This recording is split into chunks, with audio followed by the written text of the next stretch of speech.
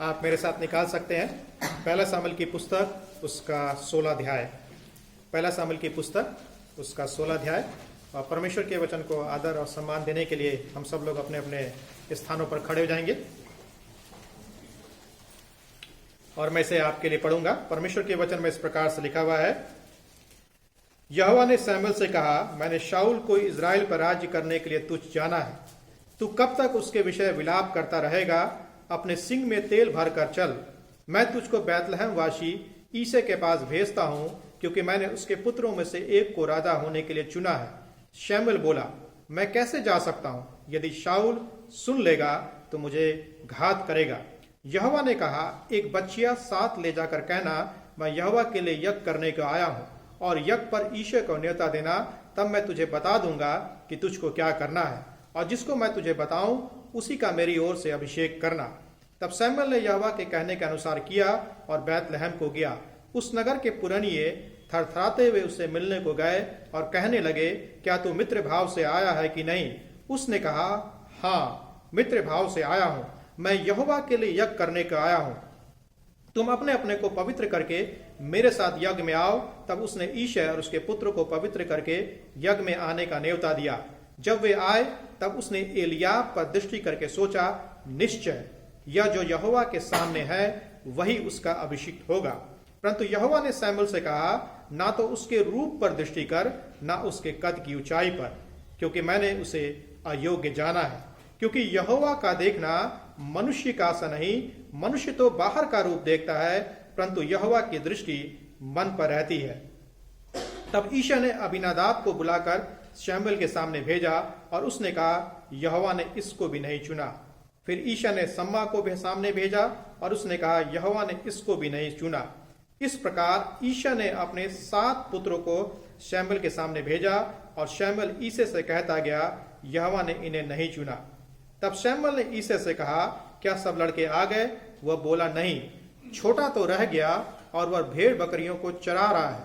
शमूएल ने ईसे से कहा, उसे बुलवा भेज, क्योंकि जब तक वह यहाँ ना आए तब तक हम खाने को ना बैठेंगे। तब वह उसे बुलाकर भीतर ले आया। उसके तो लाली झलकती थी और उसकी आंखें सुंदर और उसका रूप सुडौल था। तब यहोवा ने कहा, उठकर इसका अभिषेक कर, यही है। तब शमूएल ने अपना तेल का सिंग लेकर उसके भाइयों के मध्य में उसका अभिषेक किया, और उस दिन से लेकर भविष्य को यहोवा का आत्मा दाऊद पर बल से उतरता रहा। तब शमूएल उठकर रामा को चला गया। यहोवा का आत्मा शाऊल पर से उठ गया और यहोवा की ओर से एक दुष्ट आत्मा उसे घबराने लगा। तब शाऊल के कर्मचारियों ने उससे कहा, सुन, परमेश्वर की ओर से एक दुष्ट आत्मा तुझे घबराता है। हमारा प्रभु अपने कर्मचारियों को जो उपस्थित है आज्ञा दे कि वे किसी अच्छे वीणा बजाने वाले को ढूंढ ले आए, और जब जब परमेश्वर की ओर से दुष्ट आत्मा तुझ पर चढ़े तब तब वह अपने हाथ से बजाए और तू अच्छा हो जाए। शाऊल ने अपने कर्मचारियों से कहा, अच्छा, एक उत्तम वीणा वादक देखो और उसे मेरे पास लाओ। तब एक जवान ने उत्तर देकर कहा, सुन, मैंने बैतलहम वासी ईशे के एक पुत्र को देखा जो वीणा बजाना जानता है, और वह वीर योद्धा भी है और बात करने में बुद्धिमान और रूपवान भी है, और यहोवा उसके साथ रहता है। तब शाऊल ने दूतों के हाथ ईशे के पास कहला भेजा, अपने पुत्र दाऊद को जो भेड़ बकरियों के साथ रहता है मेरे पास भेज दे। तब ईशा ने रोटी से लदा हुआ एक गधा और कुप्पा भर दाख मधु और बकरी का एक बच्चा लेकर अपने पुत्र दाऊद के हाथ से शाऊल के पास भेज दिया।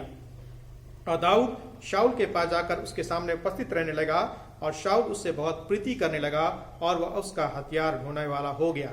तब शाऊल ने ईशे के पास कहला भेजा, दाऊद को मेरे सामने उपस्थित रहने दे, क्योंकि मैं उससे बहुत प्रसन्न हूँ। और जब जब परमेश्वर की ओर से वह आत्मा शाऊल पर चढ़ता था तब तब दाऊद वीणा लेकर बजाता, और शाऊल चैन पाकर अच्छा हो जाता था और वह दुष्ट आत्मा उसमें से हट जाता था। यह परमेश्वर का वचन है। परमेश्वर अपने वचन के पढ़े और सुनने का आशीष दे। आप अपने स्थानों पर बैठ सकते हैं। हम लोग प्रार्थना करेंगे परमेश्वर के वचन को समझने के लिए, परमेश्वर की आत्मा की सामर्थ्य को मांगेंगे। परमेश्वर पिता, हम धन्यवाद देते हैं आपके वचन के लिए जो पढ़ा गया, आपके वचन को समझने के लिए, जीवन में उसको उतारने के लिए और उसका पालन करने के लिए आपके आत्मा का सामर्थ्य चाहिए, बुद्धि चाहिए और मार्गदर्शन चाहिए। हम में से प्रत्येक को जो यहाँ पर उपस्थित है और आपकी इच्छाओं को अपने जीवन में पूरा करना चाहते हैं। प्रार्थना को प्रभु यीशु मसीह के नाम से मांगते हैं, आमीन। परमेश्वर हमें वो राजा देता है जिसकी हमें जरूरत है। परमेश्वर हमें वो राजा देता है जिसकी हमें जरूरत है। यदि हम इजरायलियों के जीवन का अध्ययन करें, परमेश्वर के लोगों के जीवन का अध्ययन करें, तो हम इस बात को पाएंगे कि जो परमेश्वर के लोग थे, जो इजरायली लोग थे, जिनको परमेश्वर ने मिस्र की गुलामी से निकाला था, 430 वर्षों के बाद परमेश्वर ने उनके ऊपर यह प्रकट किया था कि मैं तुम्हारा क्या हूं, राजा हूं। लेकिन उन्हीं इजरायली लोगों ने, उन्हीं परमेश्वर के लोगों ने इस अध्याय में, इस पुस्तक में इस इच्छा को व्यक्त किया कि उनके पास भी एक राजा होना चाहिए जो उनके ऊपर क्या करे, राज्य करे। लेकिन हम क्या देखते हैं, उनकी ये जो मांग थी कि उनके पास भी एक राजा हो जो उनके ऊपर राज्य करे, उनके ऊपर नेतृत्व करे, उनका संचालन करे, उनकी ये इच्छा सांसारिक व खराब इच्छा थी, परमेश्वर की इच्छा के अनुरूप नहीं थी।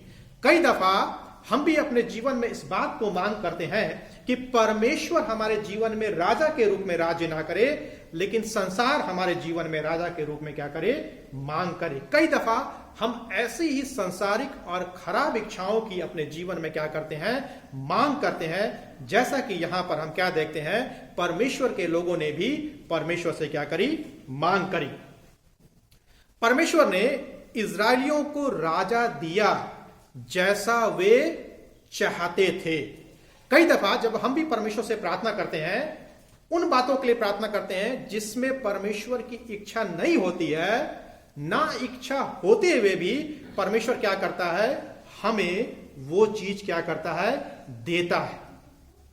परमेश्वर की इच्छा नहीं होती है, लेकिन चूंकि हम परमेश्वर से मांग रहे हैं, परमेश्वर से प्रार्थना कर रहे हैं, परमेश्वर क्या करता है, कभी कभी अपनी संप्रभु इच्छा में ये होने देता है कि जो चीज हमारे जीवन के लिए सही नहीं है, वो चीजों को भी परमेश्वर कभी कभी क्या कर देता है, प्रदान कर देता है। ऐसा हमारे जीवन में अक्सर होता है। हम भी परमेश्वर से प्रार्थना करते हैं, हम भी परमेश्वर से मांगते हैं, उन चीजों को मांगते हैं जिसकी जो परमेश्वर नहीं चाहता है कि वो हमारे पास हो, लेकिन फिर भी हम मांगते हैं और परमेश्वर क्या कर देता है, दे देता है। सबसे जो जीवन में खतरनाक समय तब होता है जब परमेश्वर हमारी प्रार्थनाओं का उत्तर देता है। वो समय सबसे ज्यादा महत्वपूर्ण समय होता है जब परमेश्वर हमारी प्रार्थनाओं का उत्तर देता है। और यहां पर भी ठीक ऐसा ही हुआ। परमेश्वर ने इजरायलियों की प्रार्थनाओं का, निवेदन का उत्तर दिया। जैसा वे चाहते थे वैसा ही परमेश्वर ने उनको क्या किया, राजा दिया। लेकिन इस अध्याय में परमेश्वर जो है, याहवे परमेश्वर जो है, सैमुएल से कहता है, मैंने शाऊल को इजराइल पर राज्य करने के लिए क्या जाना है, तुझ जाना है, इसलिए तू बैतलहम को जा। वहां पर ईशै नाम का एक व्यक्ति मिलेगा, उसके 8 बेटे हैं और उनमें से एक बेटे को तू क्या करना, राजा होने के लिए चुन लेना, उसका क्या करना, अभिषेक करना। और सैमुएल ने ठीक वैसा ही किया जैसा परमेश्वर ने उसको करने के लिए क्या किया था, कहा था।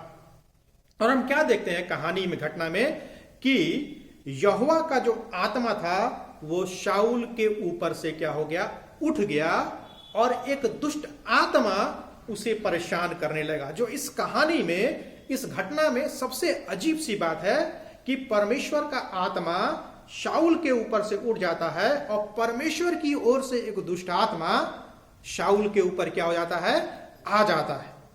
अजीब सी बात है ना, सोचने वाली बात है।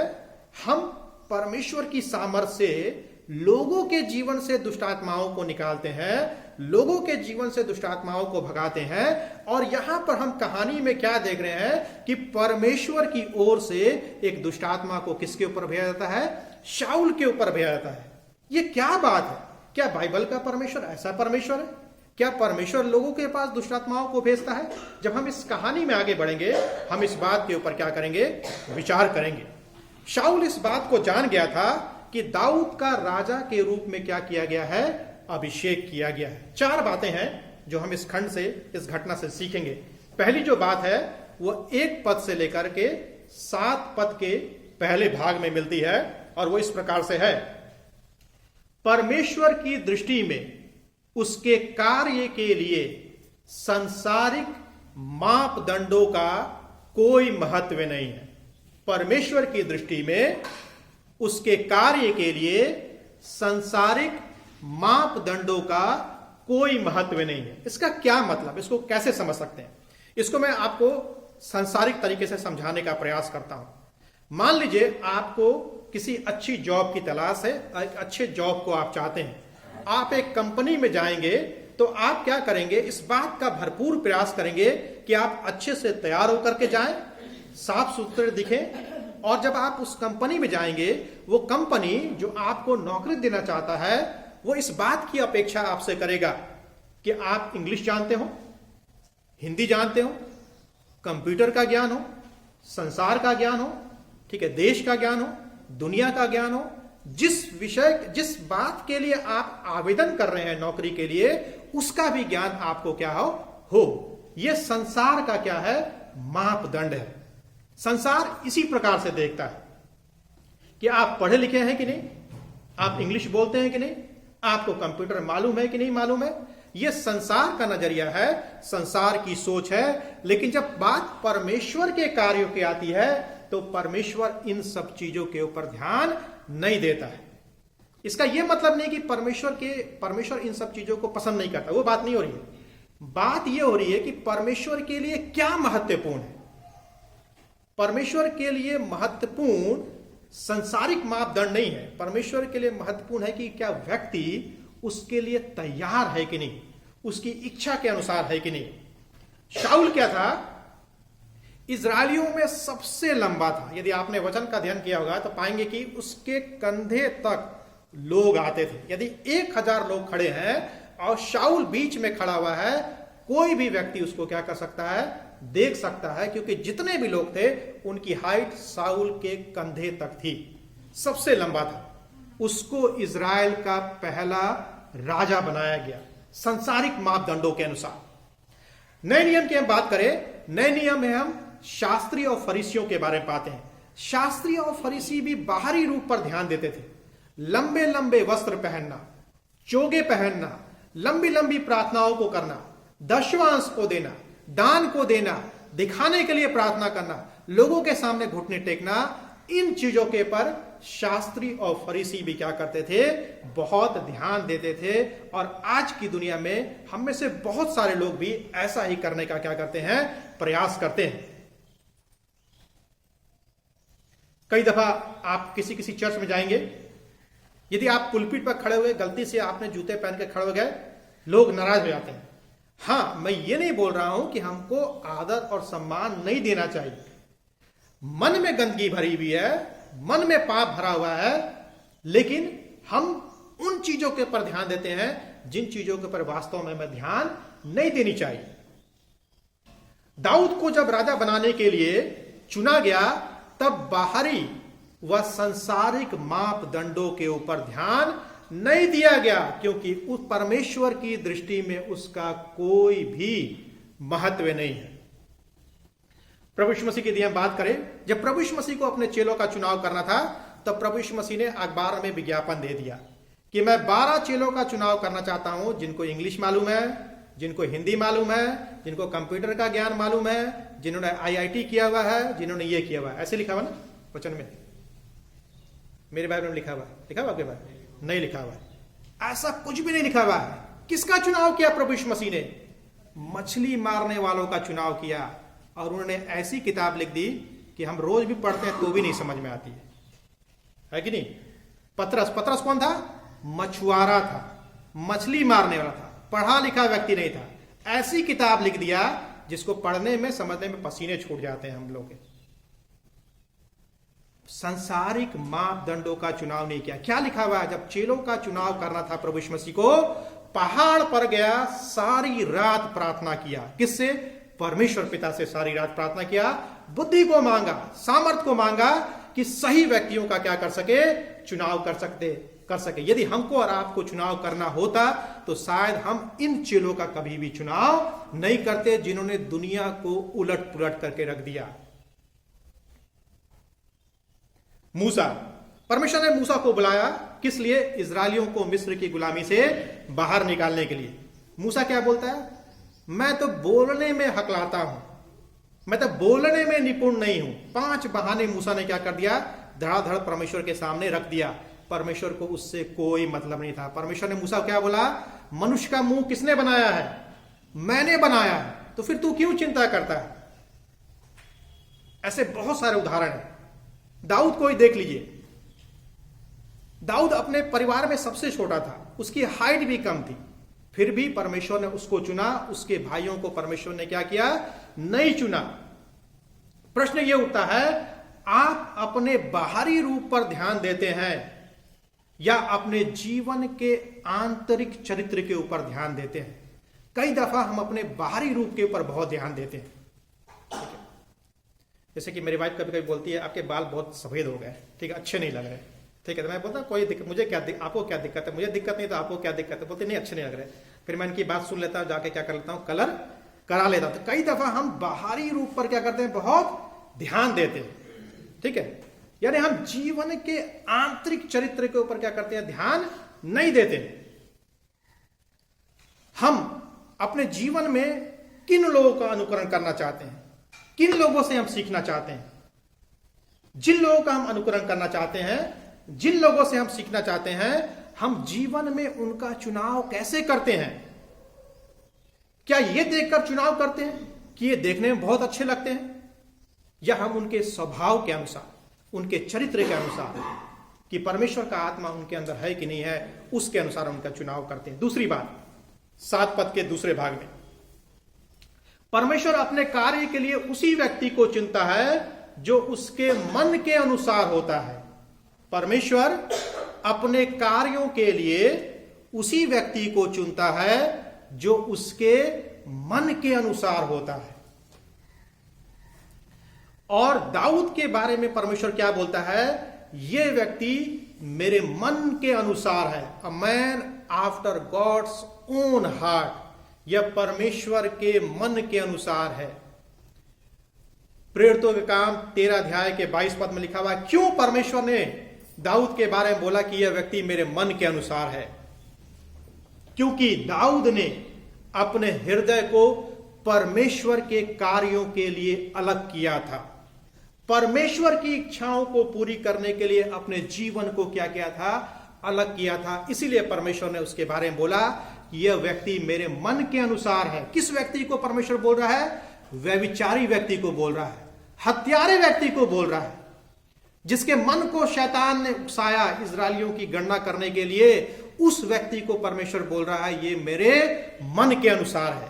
यदि ऐसा व्यक्ति आज हमारे जीवन में आ जाए, ऐसा व्यक्ति आज हमारे सामने आ जाए, तो हम तो उसको पहले ही नेग्लेक्ट कर देंगे, उसको हम पहले ही नजरअंदाज कर देंगे, हम उसको अपने टीम में शामिल नहीं करेंगे, उसका चुनाव नहीं करेंगे। लेकिन परमेश्वर क्या बोलता है दाऊद के बारे में? ये मेरे मन के अनुसार है, क्योंकि उसने अपने हृदय को अलग किया था, उसने अपने जीवन को अलग किया था, अब परमेश्वर की इच्छाओं को पूरी करने के लिए। दाऊद के द्वारा से परमेश्वर ने अपनी प्रतिज्ञाओं को दिया और उसे क्या किया? पूरी किया। परमेश्वर ने दाऊद के वंश से यीशु मसीह को दिया। याद रखें, यदि आपका राजा, जिसको आपने अपने जीवन के सिंहासन पर विराजमान किया है, मुझे नहीं मालूम कि आपके जीवन का कौन राजा है। धन आपके जीवन का राजा है, मोबाइल फोन आपके जीवन का राजा है, आपका एजुकेशन आपके जीवन का राजा है, आपकी योग्यताएं आपके जीवन का राजा। कौन आपके जीवन का राजा है मुझे नहीं मालूम। हर एक व्यक्ति को मालूम है कि उसके जीवन का राजा क्या, कौन है। जिस चीज को हम अपने जीवन में सबसे ज्यादा प्राथमिकता देते हैं, वो आपके जीवन का राजा है। वो आपके जीवन को क्या करता है? कंट्रोल करता है। वो आपके जीवन को क्या करता है? नियंत्रित करता है। यदि आपका राजा आपके मन के अनुसार है तो परमेश्वर उसे तुच्छ जानेगा। आपको देखना है कि आपके जीवन का राजा कौन है। आपका राजा कौन है? वो जिसको आप जीवन में जिसको आप अपने जीवन में परमेश्वर से ज्यादा महत्व देते हैं, वो आपके जीवन का राजा है, या प्रभु यीशु मसीह जो राजाओं का राजा है वो आपका राजा है? इस बात का आपको चुनाव करना है कि आपके जीवन का राजा कौन बनेगा। संसार की वस्तुएं जो थोड़े समय के बाद समाप्त हो जाएंगी, हमारे जीवन के समाप्त होने के साथ साथ, या वो आपके जीवन का राजा बनेगा जो कभी भी समाप्त नहीं होगा, जिसका नाम राजाओं का राजा है और प्रभुओं का प्रभु है, जो परमेश्वर के मन के अनुसार है, जिसने संसार में रहते हुए परमेश्वर की इच्छाओं को पूरी किया। और प्रभु यीशु मसीह के बारे में भी परमेश्वर ने बोला, ये मेरे मन के अनुसार है, इसकी सुनो, इससे मैं अति प्रसन्न हूं। तीसरी बात, 8 से 13 पद के अनुसार, परमेश्वर जिसे अपने कार्य के लिए चुनता है उसे आत्मा से अभिषेक करता है। परमेश्वर जिसे अपने कार्य के लिए चुनता है उसे आत्मा से अभिषेक करता है। दाऊद क्या था? अभिषिक्त राजा था, लेकिन यह कार्य गुप्त में किया गया, प्रकट रूप में नहीं किया गया, जब तक कि सार्वजनिक रूप से, यानी कि जब तक कि सबके सामने उसका क्या किया गया? अभिषेक नहीं किया गया। शाऊल अभी भी राजा था, लेकिन परमेश्वर ने दाऊद को भविष्य की जिम्मेदारियों के लिए क्या किया? तैयार किया, या तैयार कर रहा था। सिर पर तेल डालने का क्या मतलब है? सिर पर तेल डालने का मतलब है पवित्रता के लिए खड़े रहना, परमेश्वर की सेवकाई के लिए अपने आप को क्या करना? अलग करना। इस काम में शाऊल असफल हो गया। वो पवित्रता के लिए खड़ा नहीं रह पाया, सेवकाई के लिए अपने आप को अलग नहीं कर पाया। कई दफा हमारे और आपके साथ भी ऐसा होता है, जब हम प्रभु की सेवकाई में आते हैं, हम पवित्रता के लिए खड़े नहीं रह पाते हैं, सेवकाई के लिए अपने आप को अलग नहीं कर पाते हैं। और इस काम में शाऊल भी क्या हो गया? असफल हो गया। चौथी और अंतिम बात, 14 से 23 पद के अनुसार, परमेश्वर की आज्ञा ना मानने वाला जन उसकी संगति से दूर हो जाता है। परमेश्वर की आज्ञा ना मानने वाला जन उसकी संगति से क्या हो जाता है? दूर हो जाता है। दाऊद के अभिषेक के बाद यहोवा का आत्मा दाऊद पर क्या हुआ? सामर्थ्य के साथ क्या हुआ? उतरा। इसके साथ ही साथ हम यह भी पढ़ते हैं, जैसा कि मैंने आपको शुरुआत में ही बताया, कि यहोवा का आत्मा शाऊल पर से क्या हो गया? हट गया। शाऊल पर से क्या हो गया? हट गया। और एक दुष्ट आत्मा ने उसे क्या करना शुरू कर दिया? व्याकुल करना शुरू कर दिया। एक प्रश्न उठता है, क्या परमेश्वर लोगों को बुरी आत्माओं से, दुष्ट आत्माओं से पीड़ित करता है? क्या परमेश्वर ऐसा करता है? क्या परमेश्वर ऐसा कर सकता है? शाऊल की यदि हम बात करें, शाऊल ने अपना उद्धार नहीं खोया था, परंतु उसने इज़राइल के लिए, अपनी राजसी सेवा के लिए परमेश्वर की जो आत्मा थी उसको क्या कर दिया? उसने खो दिया। क्या सचमुच परमेश्वर ने शाऊल को पीड़ा देने के लिए एक दुष्ट आत्मा को भेजा? क्या सचमुच ऐसी बात है कि परमेश्वर ने सोचा, चलो शाऊल मेरी आज्ञा का पालन नहीं कर रहा है, इसको मैं परेशान करता हूं, और इसको परेशान करने के लिए एक दुष्ट आत्मा को क्या करता हूं? भेज देता हूं? क्या सचमुच में परमेश्वर ने ऐसा किया? परमेश्वर पूर्ण रूप से संप्रभु है, सबके ऊपर राज्य करता है। वह अपनी योजनाओं के लिए सब कुछ, यहां तक कि शैतान का उपयोग करने में भी सक्षम है। ऐसा लगता है कि परमेश्वर शाऊल को पश्चाताप करने के लिए कायल कर रहा था, लेकिन शाऊल जो था पश्चाताप करना नहीं चाहता था।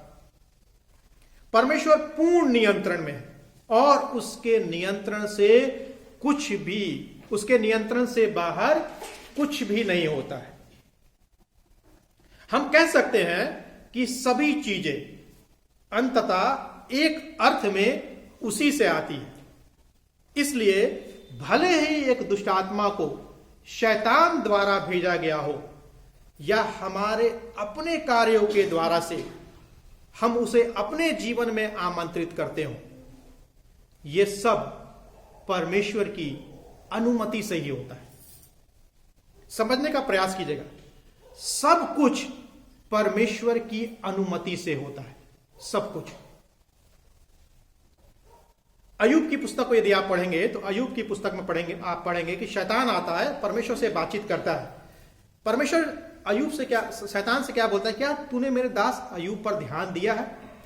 तो शैतान क्या बोलता है, तू उसके चारों तरफ जो तूने बाड़ा बांध के रखा हुआ है उसको हटा ले, फिर मैं बताता हूं कि अय्यूब क्या है। तो परमेश्वर ने उसको अनुमति दिया, शैतान को अनुमति दिया कि वो अय्यूब को क्या करे, परेशान करे। यदि परमेश्वर अनुमति नहीं देता तो शैतान अय्यूब को क्या करने पाता, परेशान नहीं करने पाता। आपको समझना है, इस अर्थ में आपको समझना है कि दुष्ट आत्मा शाऊल के ऊपर आया, यानी कि परमेश्वर ने स्वयं अनुमति दिया।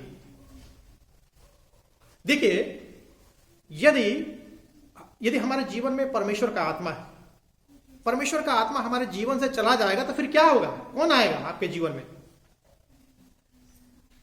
आप खुद सोचिए, आपके जीवन से यदि परमेश्वर का आत्मा चला जाए, आप परमेश्वर की संगति से दूर हो जाए, फिर से अपने पुराने पापों में अपने जीवन को व्यतीत करने लगे, तो फिर कौन आपके जीवन के ऊपर राज्य करेगा?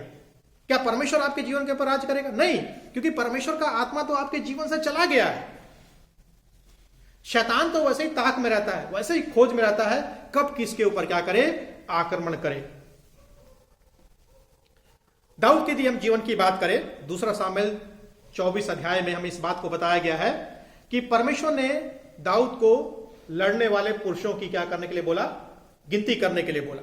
और पहला इतिहास 21 अध्याय में उसी कहानी का वर्णन किया गया है, जिसमें हमें यह बताया गया है कि शैतान ने दाऊद को सैनिकों की जनगणना करने के लिए उकसाया। शैतान ने, इसकी अनुमति किसने दिया? परमेश्वर ने दिया, क्योंकि बिना परमेश्वर की अनुमति के इस दुनिया में कुछ भी नहीं होता है, सब कुछ परमेश्वर की अनुमति से होता है। यदि परमेश्वर की अनुमति से नहीं होगा तो फिर परमेश्वर का औचित्य नहीं है, परमेश्वर पर विश्वास करने को कोई मतलब नहीं है। सब कुछ परमेश्वर की अनुमति से होता है। चाहे इस दुनिया में पाप हो, इसका यह मतलब नहीं कि परमेश्वर करा रहा है, परमेश्वर उसकी अनुमति देता है। करते कौन है? हम और आप करते हैं। परमेश्वर बस क्या करता है, उसकी अनुमति देता है। यहां पर भी एक दुष्ट आत्मा को परमेश्वर ने शाऊल को पीड़ा देने के लिए क्या किया, भेजा। परमेश्वर अपने उद्देश्यों को पूरा करने के लिए बुरी आत्माओं का भी, दुष्ट आत्माओं का भी क्या कर सकता है, उपयोग कर सकता है। बाइबल स्पष्ट रूप से बताती है कि परमेश्वर कभी कभी अपने उद्देश्यों को पूरा करने के लिए इस प्रकार के कार्य को क्या करता है। शाऊल एक दुष्ट आत्मा से क्या था, पीड़ित था। मैथ्यू हेनरी, प्रभु के एक बहुत बड़े दास है, मैथ्यू हेनरी ने इस प्रकार से लिखा हुआ है, ध्यान से सुनिएगा। जो लोग अच्छी आत्माओं को अपने जीवन से दूर भगा देते हैं, जो लोग अच्छी आत्माओं को अपने जीवन से दूर भगा देते हैं, वे निश्चित रूप से बुरी आत्माओं के शिकार हो जाते हैं। वे निश्चित रूप से बुरी आत्माओं के क्या हो जाते हैं, शिकार हो जाते हैं। यदि आपने अपने जीवन से अच्छी आत्माओं को भगा दिया है, परमेश्वर के आत्मा को निकाल दिया है, तो आप अवश्य, इसमें कोई दो राय नहीं कि आप बुरी आत्मा के शिकार नहीं होंगे, अवश्य हो जाएंगे आप बुरी आत्मा के। आगे इस प्रकार से बोलते हैं, यदि परमेश्वर और उसकी दया हमारे जीवन पर राज्य नहीं करती है तो पाप और शैतान हमारे जीवन के ऊपर कब्जा जमा लेंगे, अधिकार जमा लेंगे। यदि परमेश्वर की कृपा, परमेश्वर की दया, परमेश्वर की आशीष हमारे जीवन के ऊपर राज्य नहीं कर रही है, तो इसमें कोई दो राय नहीं है कि पाप और शैतान आपके जीवन पर कब्जा ना करे। पाप और शैतान आपके जीवन पर अवश्य कब्जा कर लेंगे। जब कोई परमेश्वर से दूर हो जाता है तो वह एक प्रकार से आध्यात्मिक रूप से क्या हो जाता है, खाली हो जाता है। और ऐसा ही शाऊल के साथ भी हुआ। और शाऊल के सेवक इस बात को भली भांति क्या हो गए थे, समझ गए थे। उनको मालूम था कि शाऊल को एक ऐसे संगीतकार की आवश्यकता है जो शाऊल को क्या करे, तसल्ली दे, शांति दे। और यहीं पर इस कहानी में दाऊद क्या करता है, प्रवेश करता है। यह भी परमेश्वर की योजना थी, क्योंकि परमेश्वर दाऊद को क्या करना चाहता था, इजराइल का राजा बनाना चाहता था। तो कैसे इजराइल का राजा बनाता, इन सारी घटनाओं का घटना अवश्य था जो शाऊल के जीवन में घटी, ताकि दाऊद इजराइल का क्या बन सके, राजा बन सके। परमेश्वर ने इस परिस्थिति का उपयोग दाऊद को राजा बनाने के लिए किया। परमेश्वर अपने उद्देश्यों को पूरा करने के लिए हमारे जीवन की परिस्थितियों का क्या करता है, इस्तेमाल करता है। और कभी कभी ऐसे दरवाजों को खोलता है जिसकी हम अपने जीवन में कभी भी कल्पना नहीं करते हैं। याद रखिए, परमेश्वर वह कार्य कभी नहीं करेगा जो उसके ईश्वरीय स्वभाव के विपरीत हो, अनुकूल हो। परमेश्वर ऐसा कभी कार्य नहीं करता है जो उसके ईश्वरीय स्वभाव के विपरीत हो, अनुकूल हो। समझने के लिए मैं आपको इस प्रकार से समझा सकता हूं, जैसे कि परमेश्वर प्रेमी परमेश्वर है तो वो अप्रेमी नहीं हो सकता। यदि परमेश्वर न्यायी परमेश्वर है तो परमेश्वर अन्यायी नहीं हो सकता। यदि परमेश्वर सत्य है तो परमेश्वर असत्य नहीं हो सकता है। यह परमेश्वर के नैतिक चरित्र के विपरीत कार्य हो जाएगा।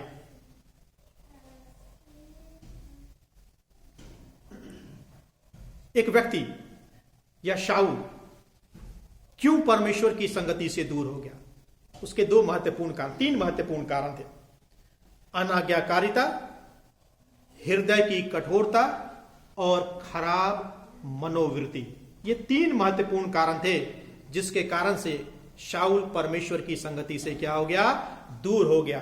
अनाज्ञाकारिता का उसने पाप किया, अपने हृदय को कठोर कर लिया, पाप नहीं किया, पाप उसके जीवन के ऊपर राज्य करने लगा। जब पाप हमारे जीवन के ऊपर राज्य करता है, हमारी मनोवृत्ति खराब हो जाती है, हम अनाज्ञाकारी हो जाते हैं, हम अपने हृदय को क्या कर लेते हैं, कठोर कर लेते हैं। हनन्याह और सफीरा, नए नियम का यदि आपने अध्ययन किया होगा, हनन्याह और सफीरा, उन्होंने अपने हृदय को कठोर कर लिया, खराब मनोवृत्ति उनके जीवन में आ गई। उन्होंने जमीन को बेचा, उनके जीवन में क्या आ गया, लालच आ गया, पाप उनके जीवन के ऊपर राज्य करने लगा, जिसका परिणाम क्या हो गया, मृत्यु का स्वाद उन्होंने क्या कर लिया, चख लिया। पहला कुरिन्थियों 5 अध्याय का यदि हम अध्ययन करें, कुरिन्थ की कलीसिया के लोग नाना प्रकार के पापों में फंस गए थे। क्यों फंस गए थे? क्योंकि उन्होंने अब को क्या कर लिया था, खराब कर लिया था। पौलुस बोलता है दूसरा कुरिन्थियों 12 अध्याय के 7 पद में कि मेरे शरीर में एक कांटा चुभाया गया है और शैतान कभी कभी मुझे घूंसे मारता है ताकि मैं फूल ना जाऊं। याद रखें, यदि परमेश्वर आपके जीवन के ऊपर राज्य नहीं करेगा तो इसका मतलब है कि कोई और आपके जीवन के ऊपर राज्य करेगा। और शाऊल के साथ भी ऐसा ही हुआ। हम इस खंड से, इस कहानी से क्या सीखते हैं? यशायाह 53 अध्याय के 2 पद में लिखा हुआ है प्रभु यीशु मसीह के बारे में, उसकी ना तो कुछ सुंदरता थी कि हम उसे देखते और ना उसका रूप ही हमें ऐसा दिखाई पड़ा कि हम उसको चाहते। यीशु मसीह वो राजा है जिसकी हमें वास्तव में अपने जीवन में जरूरत है। क्या आपको जरूरत है? क्या यीशु मसीह से ज्यादा आज संसार में हमें किसी चीज की जरूरत है? नहीं है। इवन हम मसीही लोग भी इस बात को कभी कभी नहीं समझ पाते हैं कि यीशु मसीह को हमारे जीवन में सबसे बड़ी जरूरत है। यीशु मसीह हमारे जीवन की सबसे बड़ी आवश्यकता है, सबसे बड़ी जरूरत है। हम सोचते हैं कि संसार और संसार की बातें, संसार का लोभ, संसार की वस्तुएं हमारे जीवन की सबसे बड़ी आवश्यकता है। याद रखें, यीशु मसीह वो राजा है जिसकी हमें जरूरत है और जिसे मनुष्यों के द्वारा से तुच्छ जाना गया। और आज हम मसीही लोग भी कभी कभी अपने जीवन में उसे क्या करते हैं, तुच्छ जानते हैं। मनुष्य हमेशा अपने लिए ऐसे अगुओं का चुनाव करता है जो संसारिक दृष्टिकोण से अच्छे होते हैं, लेकिन ऐसे अगुओं का परमेश्वर की दृष्टि में कोई महत्व नहीं, कोई महत्व नहीं। विश्वासियों को, हमें और आपको, कलीसिया के लोगों को इसलिए बुलाया गया है कि हम उस राजा को जिसका नाम यीशु मसीह है उसको अपने जीवन में ग्रहण करें, उसको अपने जीवन में स्वीकार करें और उसकी इच्छाओं को अपने जीवन में क्या करें, पूरी होने दें। यदि आज हमें किसी राजा की जरूरत है तो वो सिर्फ और सिर्फ यीशु मसीह है, क्योंकि यदि यीशु मसीह आपके जीवन का राजा बनेगा, आपका जीवन यीशु मसीह में अनंत काल के लिए क्या हो जाएगा, सुरक्षित हो जाएगा। परमेश्वर अपने वचन के पढ़े और सुने जाने पर हम सबको आशीष दे। परमेश्वर पिता, हम धन्यवाद देते हैं आपका इस समय के लिए। धन्यवाद करते हैं परमेश्वर पिता कि आप राजाओं के राजा हैं, प्रभुओं के प्रभु हैं। आप एक ऐसे राजा हैं जो हमारे जब हमारे जीवन में आप आते हैं, हमारे जीवन को आप बदल देते हैं, हमारे जीवन को एक नई दिशा देते हैं, हमारे जीवन को अपने मार्ग में चलने के लिए प्रेरित करते हैं। होने दीजिए परमेश्वर पिता कि हम अपने जीवन में किसी और बातों को महत्व ना दें, हम किसी और चीज को अपने जीवन का राजा ना बनाएं, क्योंकि आप तो सबसे सर्वश्रेष्ठ राजा है। होने दे परमेश्वर पिता कि हम आपको अपने जीवन में एक राजा के रूप में ग्रहण करने वाले हो सके, क्योंकि आप यही चाहते हैं। प्रार्थना को प्रभु यीशु मसीह के नाम से मांगते हैं, आमीन।